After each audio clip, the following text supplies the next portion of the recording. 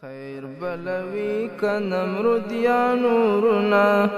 خلیل توی گلان گلان ورنا ټال سی پریکید ابراهیم علیه السلام لا په هوا کې د الله جل جلاله جبرائیل علیه السلام ته حکم وکړي چې له جنته کالي در سره واخیستې دا ورسه په غېږ کې یې تکیه ابراهیم علیه السلام رسېدی جبرائیل علیه السلام هم ورته راورسېد د جنت کمیس یې ورته راوړی ابراهیم علیه السلام چې مځکې ته ورسېدی شاوخوا یې وکاتو تک شنه ژاړو ګلان دي هېڅ شی یو باغچه ده د ګلانو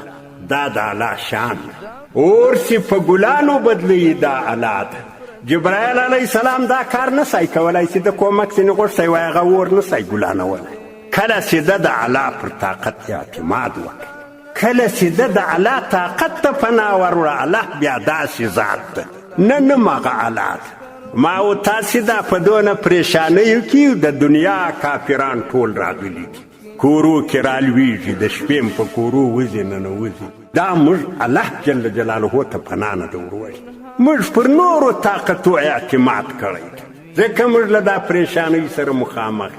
الله هغه ذات ده چې ابراهیم علیه السلام چې د اور په مابین کې د ګلانو باغچه جوړه کړه جبرائیل علیه السلام ورته وویل چې دا کمیس واغونده نو کمیس د جنت کمیس و څه ډول کمیس و هغه خو به الله ته معلومات وي دا واغونده او تر څو پورې چې ته دلې یې زه به در سره یم پریشاني کومه ابراهیم علیه السلام 40 ورځې 40 شپې په دا اور کې تېرې کړې شاوخوا وورو مابین ګلان له 40 ورځو وروسته اور مړ سي ختم سو ابراهیم علیه السلام را روان سي راووت د دوی خو خیال دا و چې هغه به اوس څه وایي ابراهیم علیه السلام چې راووتی نمرود ولیدی ول چا وساتلې په دا اور کې د ول زما رب ما نه درته ویل چې رب بل شته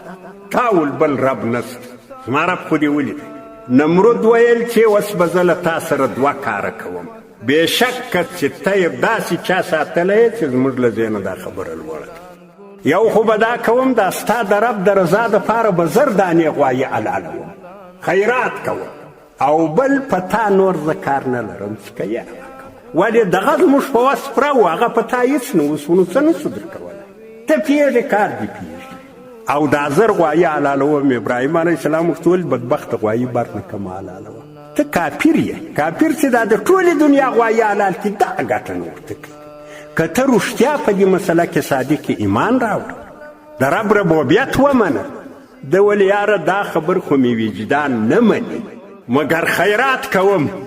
زموږ خلک هم دای بلاوي کال 12 میاشتې دی نه په پیغمبر خبر ده نه په سنت خبر ده نه په که خبر ده نه په هېڅ خبر دغه ورځ چې راسي بیا نو دی جلسه جوړه کړي پر پیغمبر عاشق دا لا بنده عقیده صحیح د پیغمبر د سنت قدر وکړه بیا هره شپه ښه شپه ده که تا خپل عقیده صحیح جوړه کړي د پیغمبر د سنت قدر وکړي د الله جل جلاله توحید دې زړه ته شواسي نو هره شپه بیا ښه شپه ده بیا ښه شپه اوبه د شپه نه غواړي چې ته ورته ناستې د لومبۍ خور 12 د زیاتینو دا په جارو په ساقو دا مردار خواره و دا سره راجمع سي بیا نو دوی وایي یاره څه خیرات یې کړی و نو خیرات یې په توره خوا چې خو زوی مړی په هېڅ نه ده خبر شاعر وایي ای خواجه چی پرسیزی شب قدر نشانی